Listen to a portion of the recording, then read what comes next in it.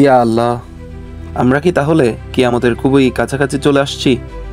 ইমাম মাহদী আলাইহিস সালাম ও ঈসা আলাইহিস সালাম কি অতি শীঘ্রই পৃথিবীতে আগমন করবেন? চলুন তাহলে শুরু করি। বর্তমান সময়ে ফিলিস্তিনে সাধারণ মুসলমানের উপর ইহুদিরা যেভাবে নির্যাতন শুরু করেছে তা আন্তর্জাতিক সম্প্রদায়ের মধ্যে উদ্বেগ সৃষ্টি করেছে। কী দোষ ছিল অবুঝ শিশুগুলোর, যারা পৃথিবীতে মা বাবা ডাকার আগে পৃথিবী থেকে বিদায় নিয়েছে? ইয়া আল্লাহ, তারা এত নিষ্ঠুর কেন? তাদের কি দয়া মায়া নেই?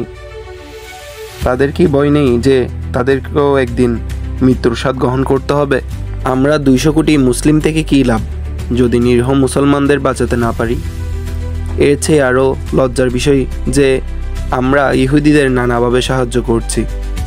আমরা কি এতই নির্লজ্জ যে জায়গায় আমরা মুসলিম বিশ্বের বড় বড় দেশ যেমন তুরস্ক, সৌদি আরব, পাকিস্তানকে শক্তিশালী মনে করি, সেখানে তারা মুনাফিকের পরিচয় দিচ্ছে?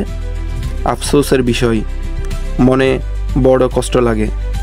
আল্লাহ আমাদেরকে সঠিক বুঝ দান করুক।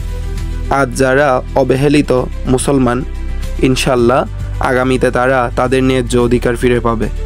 দোয়া করি প্রিয় ফিলিস্তিনবাসী।